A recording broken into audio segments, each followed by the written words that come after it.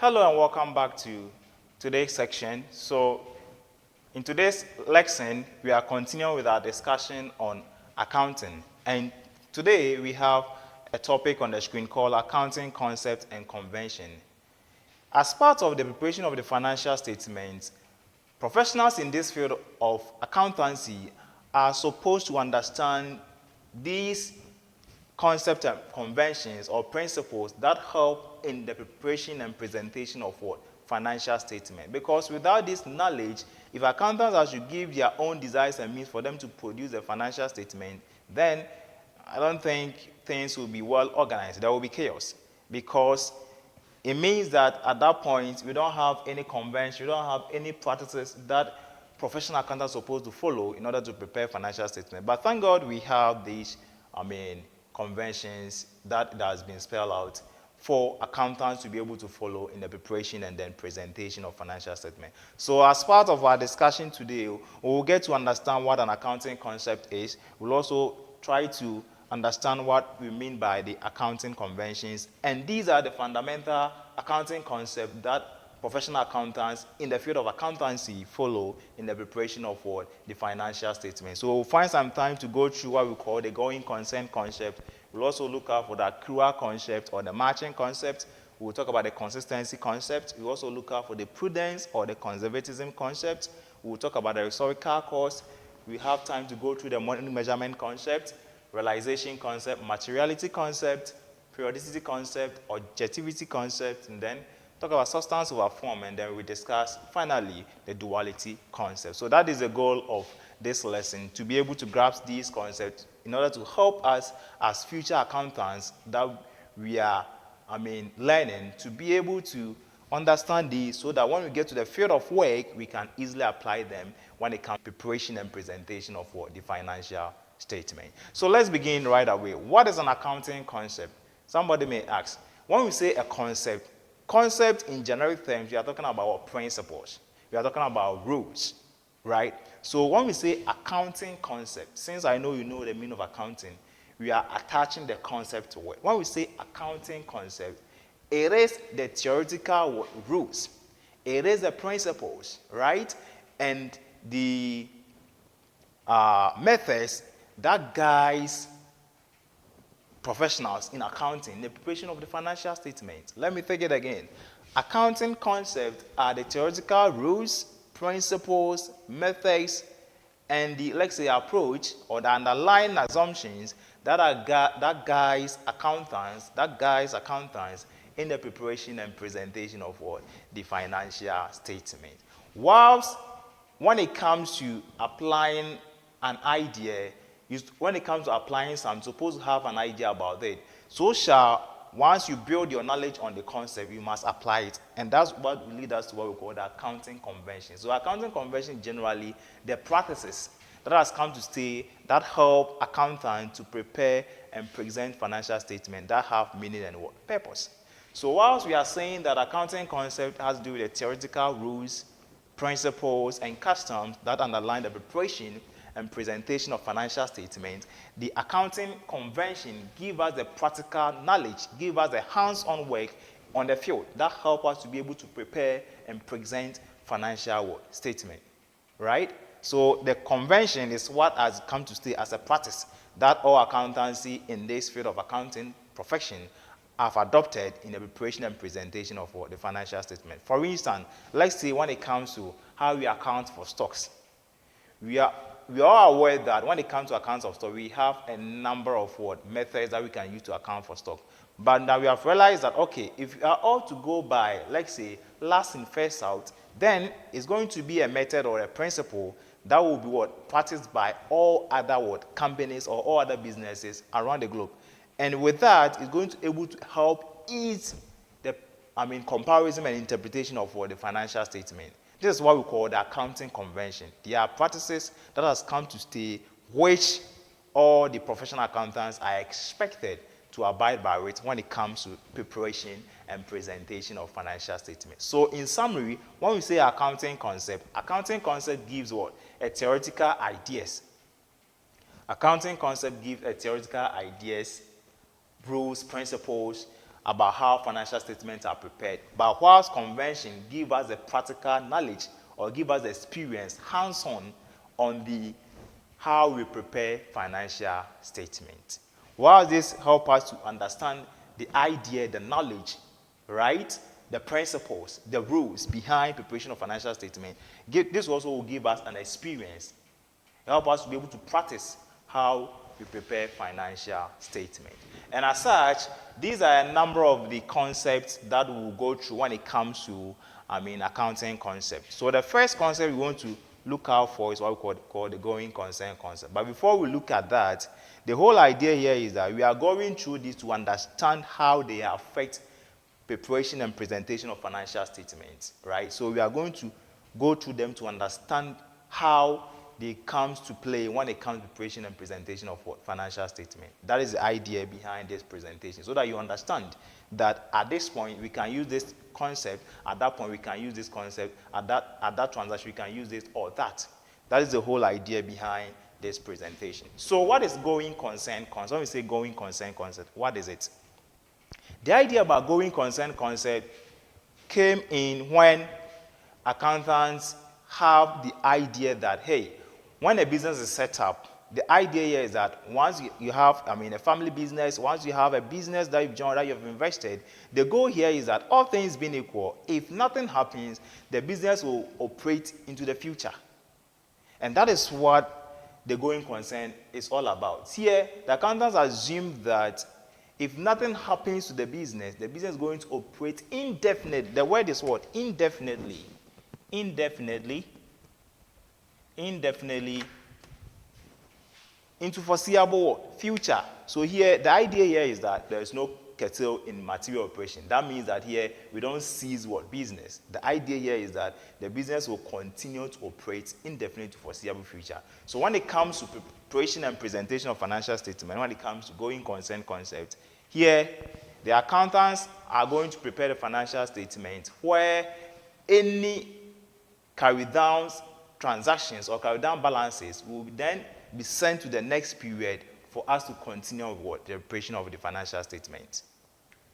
Is that clear? Yes. So that is the idea about going concern. So here, there is nothing like we'll cease operation. So, we are not going to operate in the next what? Period. Here, all balances that exist in the previous period will be carried forward to the next period for us to continue with what? Business.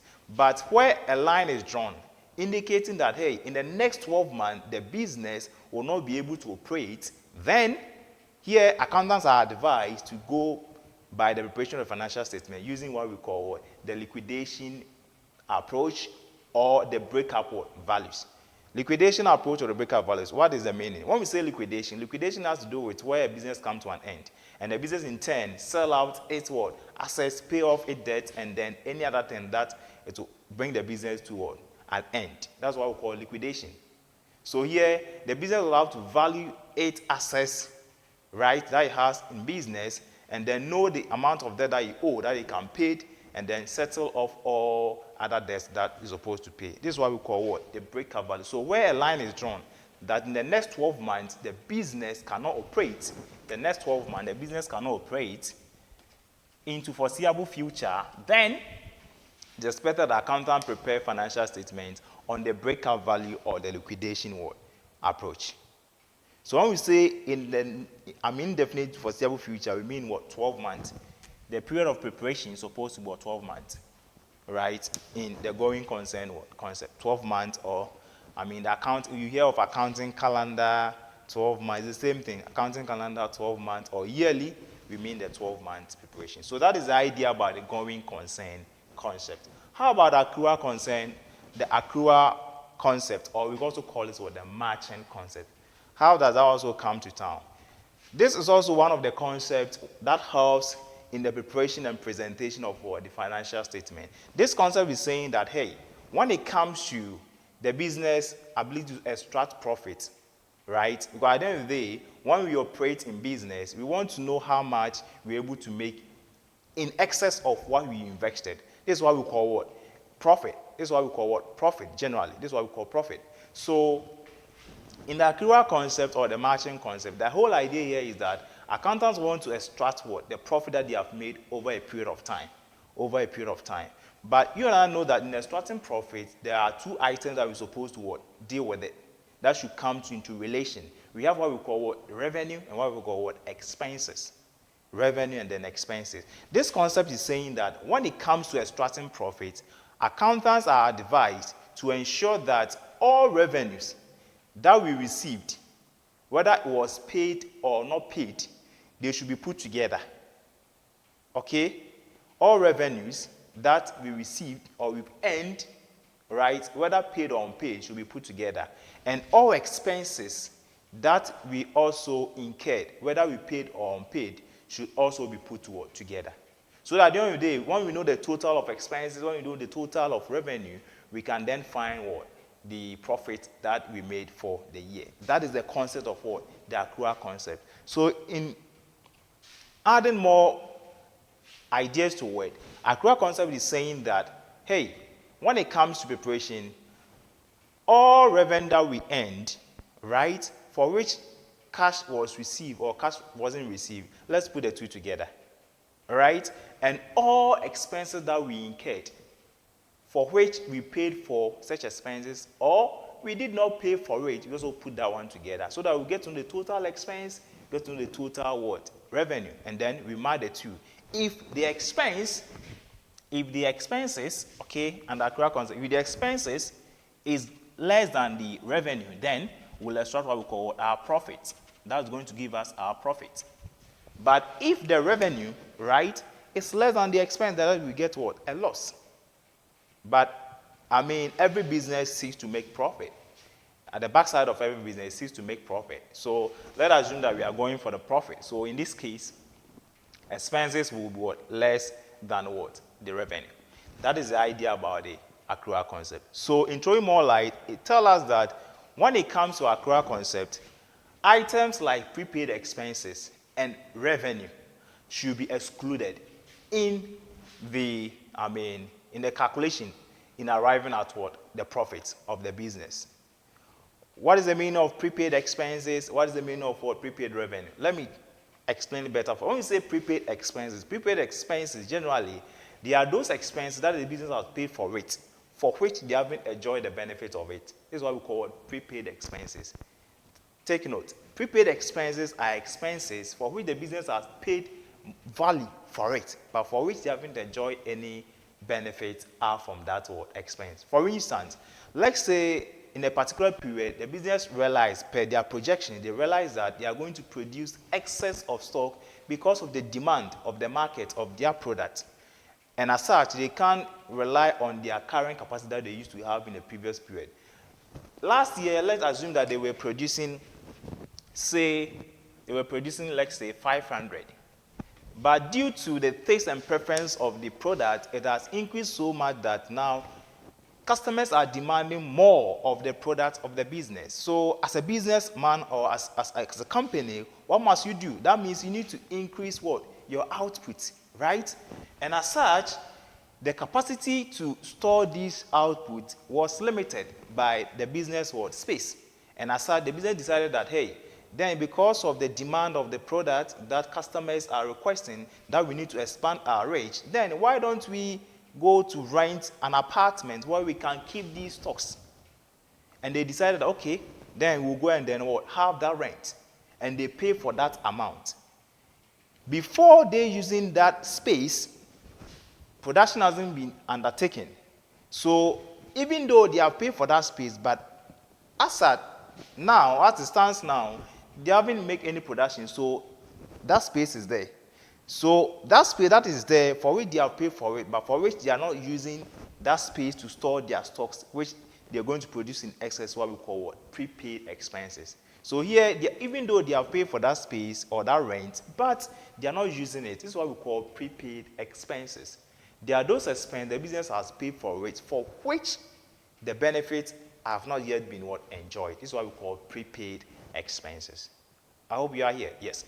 And then that of revenue too has to do with where, okay, this is where the customer has paid for the money or has paid for the stocks or goods that, or the products that we, sell out to them. but the customer hasn't come for that that product. Are you following? Let's take, for instance, a service. Let's say the customer has paid for the service, but the customer has not yet come for the service. Let's say, for instance, barbering shop. Let's say you send your money to, your friend who is a barber, right? Right? You paid that money to him or her, but you told that person that you come to shave your hair, let's say, in the next 3 days. Because you haven't enjoyed that benefit of that service, to the business, that one is called what? A prepaid what? Revenue. And as such, since you haven't transferred the ownership, when we say transfer the ownership, the business has not what? Provide a service to you, the one that you pay for it. In that instant, that becomes a prepaid revenue by the business, by the customer. And as such, we are saying that prepaid expenses and revenue should be excluded from the calculation or from the totals in arriving at what? The profit or loss for what? The business. So all prepaid expense and revenue should be excluded, because here the customer has paid for the amount or the value of the item supposed to transfer, because here there is no transfer of ownership. We still have the stocks with us. Our service has not been provided, so there is no transfer of ownership of the value that the person has paid. And as such, we cannot include that in the calculation of what? The financial statement. This is what we call prepaid revenue, and then that of what? Expenses. So in ascertaining the profit or loss for the business, we are saying that prepaid expenses and revenue should be deducted, or should be what? Taken away or excluded from the calculation arriving at the profit of the business. And this is what we call the accrual concept or the margin concept. So let's take note of that.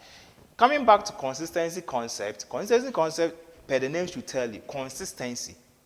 It means that when it comes to preparation and presentation of financial statement, accountants are advised to adopt a method that is well thoughtful and meaningful over time. All right? So if XYZ is using method A in accounting for stock, we expect that method A is what's supposed to be used over a period of time, right? So that the whole idea of consistency here is to encourage what we call what? Easily comparison and interpretation of what? The financial statements and how transactions are treated.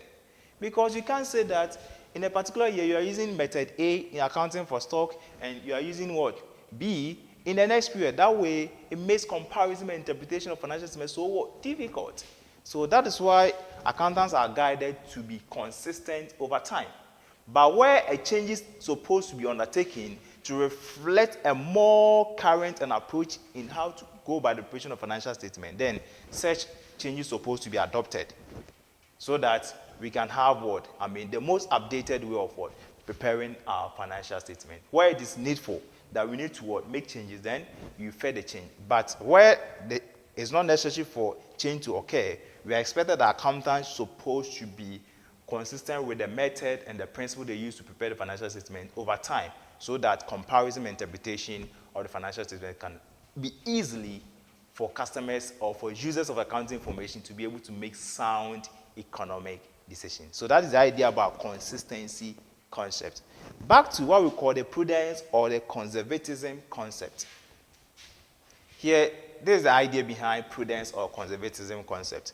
Here, all that we are saying here is that, so before I come to this here, I'm talking about comparison, comparability. Comparability.